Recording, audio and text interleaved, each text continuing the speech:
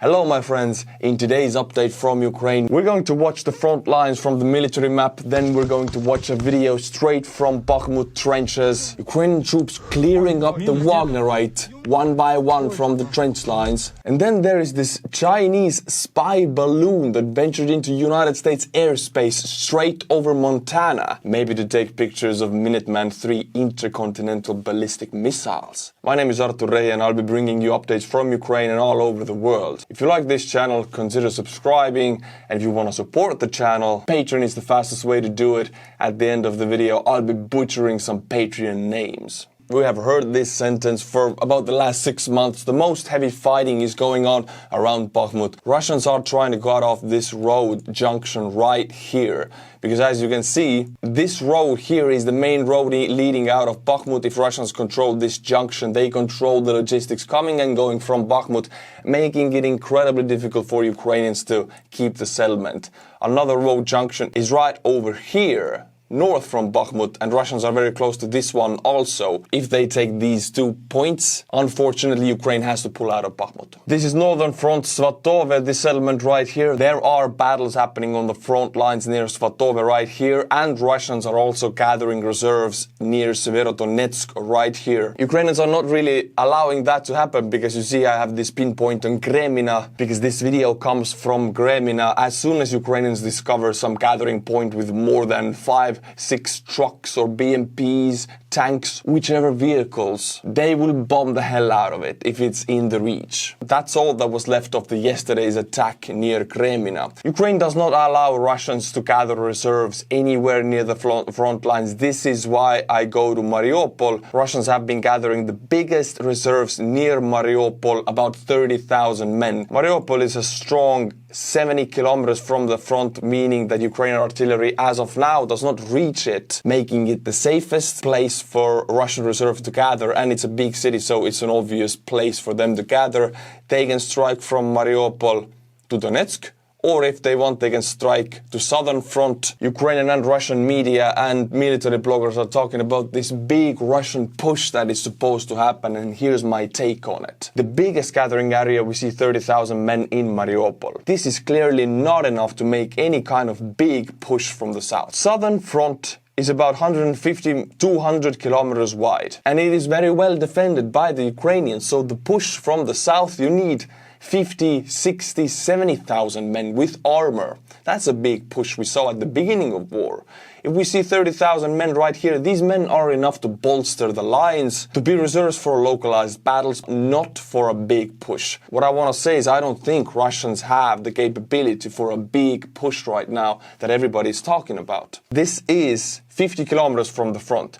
All this line, Russians cannot gather any kind of reserves for any kind of blitzkrieg attack, because Ukrainians just destroy them with HIMARS and artillery. So I don't know which kind of a big push everybody is talking about. We are not seeing Russian gathering points. We're not seeing enough men or armor for any kind of big push. I am saying in this video that it's an info up. If you don't agree with me, put it in the comments. We're talking about localized battles like near Bakhmut, where south and north of Bakhmut Russians are pushing, and they're pushing so heavily, and they're so desperate to take these 2 roads that they're including Air Force. And why I'm saying desperate, because Russians don't want to use Air Force near Bakhmut because it will be shot down. Proof of it is that yesterday one Su-25, another one, was shot down near Bakhmut, trying to provide air cover for the infantry advancing. Ukrainians shoot down anything Russians bring around Bakhmut. And now, my friends, we have a frontline trench warfare video straight from Bakhmut trenches, GoPro attached to the helmet. Let's watch it. Ukrainian troops clearing out Wagnerites from trenches. You can hear small arms.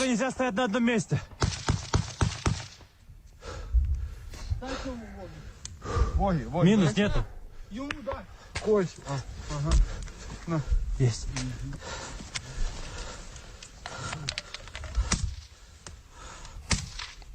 These trenches go like zigzag, 10 meters at a time, maybe 20 meters at a time, so you can clear only 20 meters at a time with a grenade or with your Kalashnikov, whichever weapon you have. So it's a very nerve-wracking process to clear up 1 kilometer of trenches, because every corner you have to open up extremely slowly and fearlessly. You have to be very brave. As an infantryman, I think this is one of the scariest things to do.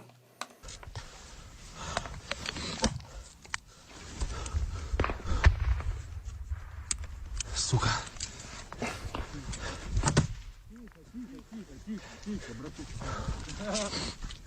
Что, пацаны, откатываем? Трубы забрали? Да приди, откатывай.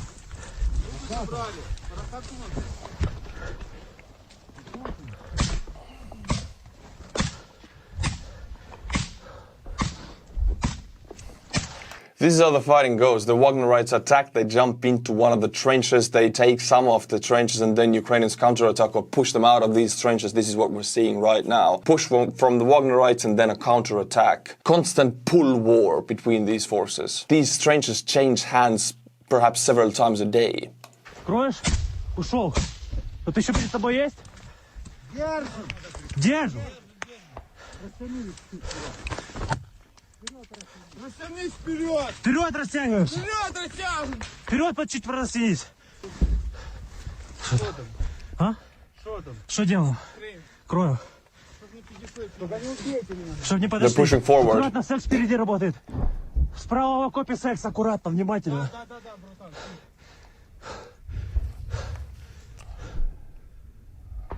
Ебать, он вонючий, сука. Language is very juicy. Секс, выходи, держу. Секс, выходи. Секс, отход. See this fire here, there's obviously these small mountains or bumps of dirt and Russian troops are probably behind these in the trenches. There is no probability he will hit anything. It's just to shoot at these trees right here or this dirt. So the Russians on the other side hear that they are being pinned down. If they go up, they're being shot at. This firing here is a deterrent. It sends a message that if you put your head out to aim, you will get shot at. Где секс, блядь? Секс. Давай, держу тебя. Давай, иди, не с этой стреляй, иди. Давай. Не могу, заклинаю ХПшка, братанчик. Incredibly nerve-wracking to watch, and I gotta give it to these troops. They're insanely brave. Ukraine has started another mobilization. The Ministry of Internal Affairs of Ukraine has begun forming new assault brigades to liberate Ukrainian territories from Russian invaders. This basically means another smaller mobilization has begun. Altogether, they will mobilize up to 6 brigades. These brigades will be mobilized from volunteer forces. They will not forcefully mobilize troops into it. Ukraine has no shortage of volunteers. The last big mobilization was stopped because there was a shortage of gear, ammunition and weaponry. But now, thanks to the influx of Western tech and weaponry, Ukraine can start the mobilization again. There is no shortage of motivated manpower. A source from the Russian military told Medusa, the media outlet, that Ukrainians get very accurate intelligence reports from the Western powers, from America and from NATO countries, about Russian movements on the fronts and behind the fronts. The satellites are up there, they don't sleep. This is what I was talking at the beginning of the video about the big push. As if there actually was a serious gathering point of Russian forces, American spy satellites would have noticed it already. We don't see such gathering points. The biggest one is 30,000 men, and this is just a localized reserve. One American official has said that their spy satellites are so good they could spot an orange in a Kremlin's parking lot. That is the detail they can see. They can see anything in Russia, anything in Russian-occupied Ukraine, any gathering points, everything. There's nothing hiding from them unless there are clouds. This video comes from Belgorod region, Russia, which shares a border with Ukraine. These are dragon's teeth. They're anti-armor, anti-tank and anti-armor personnel carrier, anti-infantry fighting vehicle. Why is Russia fortifying Russian soil, Belgorod? They're occupying Ukraine, attacking Ukraine, yet they are getting ready to fight in their own country. What does these actions tell to us? I see fear and even panic. That means they know how bad they are doing. Now the weirdest part of news today, a Chinese balloon ventured into the United States airspace and actually over the United States mainland, straight into Montana, and we know that Montana hosts Minuteman III intercontinental ballistic missiles capable of carrying nuclear warheads. Is this a Chinese spy balloon or just a weather balloon? This is what the Chinese had to say about it. I quote, "It is a civilian airship used for research, mainly meteorological. It is affected by the wind and has limited self-steering capability. The airship deviated far from its planned course. The Chinese side regrets the unintended entry into the United States airspace due to force majeure. This is a Chinese official statement. They say it was an accident and it's a weather balloon. President Biden was briefed and this was decided, and I quote, "It was ultimately the strong recommendation of senior military leaders, including the chairman of the Joint Chiefs of Staff, General Mark Milley, not to shoot down the balloon due to the risk of debris falling on civilians." This is no small thing, a Chinese balloon venturing into United States airspace. It was put on a huge bell. Every media outlet is talking about this. If it is just an accident, it shows how big the reaction is. Shows how ready the United States is to face any kind of threat from that side. And if it is a spy balloon, that's a whole different story. What do you think this was? Leave it in the comments, I'll read it. We have talked a lot on this channel how Russian front line is designed. It has 2 to 3 defensive lines, and the rear guard is in this war performed by the Chechens. They performed the same task that NKVD was performing back at the Stalin days. Internal police, military police, their job is to threaten or shoot anybody who wants to retreat. We're talking about Russian Mobiks or regular army units or Wagner prisoners. We have also talked about how Putin mobilized the minorities in Russia into the army first. Up to 40% of people living in Russia don't identify as Russians. They identify as Finno-Ugric people or some Asian people groups. Putin was doing that because he used this war to Russianize Russia,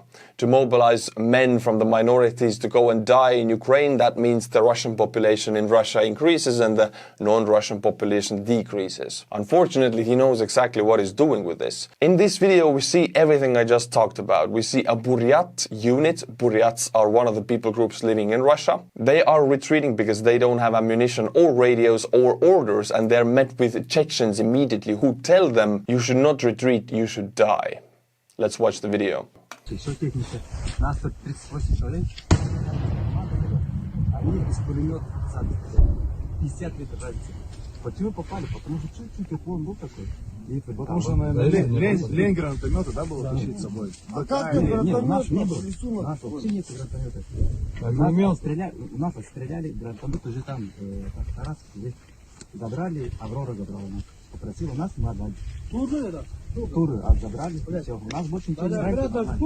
Потом, когда Вот и все-таки снимает, товарищ. Он ударит чеченцам, отравлен. Будешь с ними бегать, прыгать. Сука, как дети маленькие. Подожди, ладно, я понял. Да подожди. Да подожди. Да я понял все ваши проблемы. Их озвучивали? Шу. Я озвучил проблему, что людей надо поменять. Никто не меняет. The Buryat fighter from the unit, perhaps a unit leader, is explaining to the Chechens that their men all died. They don't have anything anti-armor and they're supposed to assault fortified positions with Ukrainian tanks or bunkers. And with just small arms and no radios, it is impossible. It's a suicide mission. And the Chechens are saying, okay, I hear your problems, but I'll see if I can, give them to somebody. If somebody's going to deal with them, but it's not going to be me. Никто. Нету решения. Мы вас все борются. Реально, вот все, ваша команда, борется. Вот, бля, я клянусь, нахуй. Пытаются просто, тихо, дайте я договорю. Сейчас вопрос, сейчас идет война. Все, мужики, тут, вот так. You're going to hear how the Chechen speaks from like a very... This is how in the Russian world people speak if they want to show their authority, like, tiho, like, be quiet, I'm speaking right now, and saying, this is war, like simple sentences, I'm not gonna hear your issue, this is war, go back. We can see the Chechens have clear instructions not to let anyone pass, and the Chechens, we know that they think anybody but Chechens are lesser human. Even the Russians, for them, are lesser humans. It's weird, I know. But Buryats living in Russia are lesser humans for the Chechens. Мы там будем команду ждать, короче. Получается, мы там если пули все отхуярим, блядь, мы там придется команду ждать, да? Откатываться никак нельзя, да? Доложить. Умирать только. Доложить где мы? Рации нету. Ну, у нас, наверное, только у Хабаровска, там это... Азат. А у нас никого нет, потому что это не... Нет, рации, не Азат, а просто рация. Когда в то время было, потерял уже, да, связь же потерялась, а мы как выйдем после этого, как мы выйдем, когда потерялось все. У нас эта проблема была, понимаете? Ночников, тепловизор, слепые. У нас не было шансов никак на вас выйти. Просто.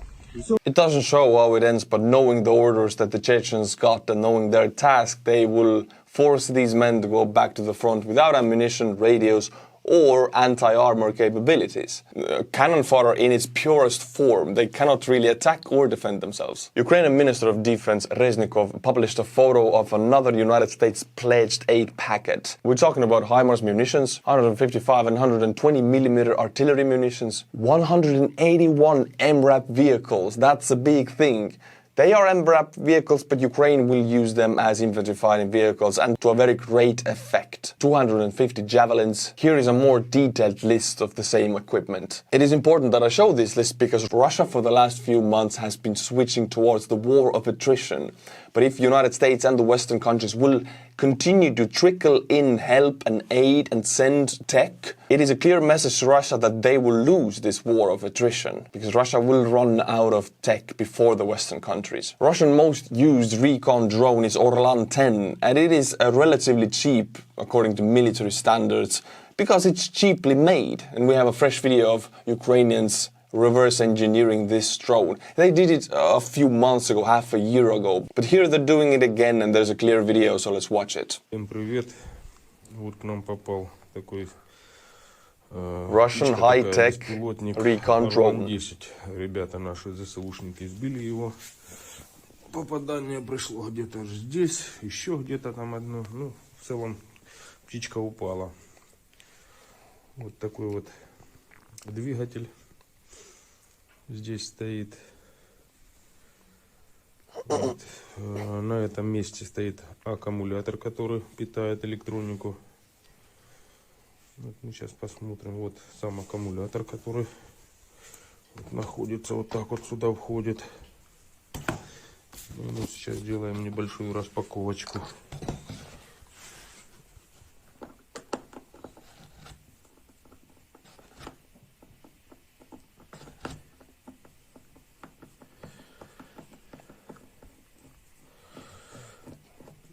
Один винчик скрутили.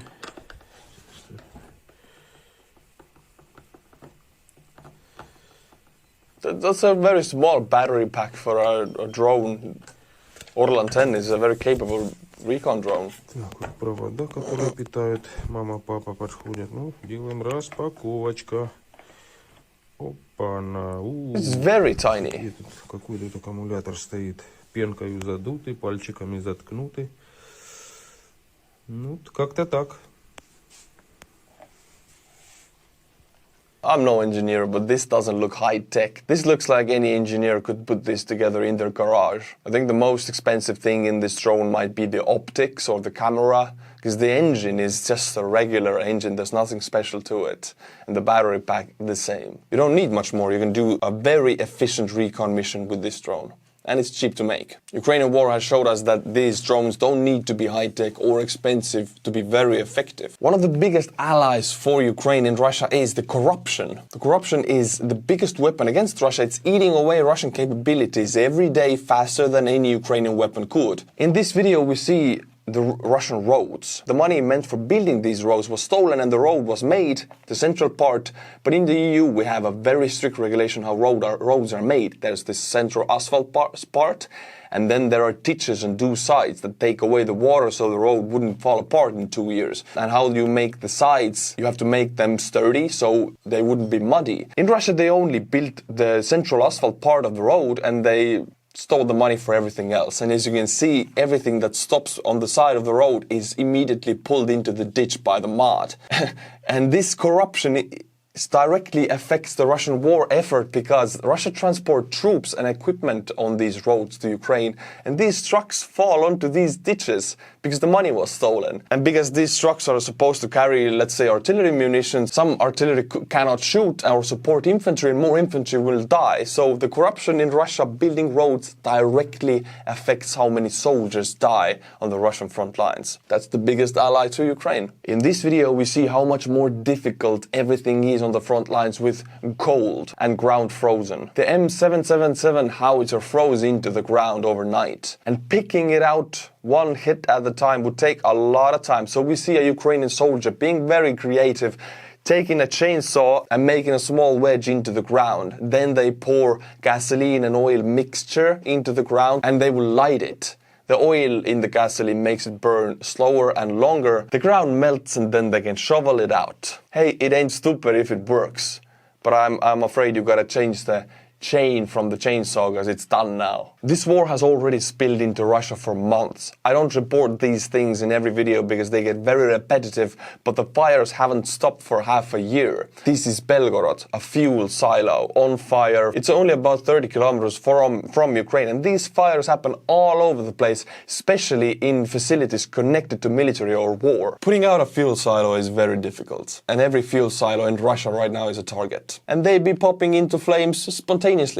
Every day. Time to butcher some Patreon names, my friends. Patrons support this channel and I rely heavily on them, so I will butcher their names with my Estonian pronunciation. 5 new names. Jakie, Bogdan Kerge, Mikael Hiver, Gerald Moreau, Howard Christie. If you want your name to be butchered, become a patron now. Links in the description below. Tier 10 and above, and you might hear your name said the way you never imagined. If you like what I do, subscribe to the channel, my friends. And until my next video, Slava Ukraini.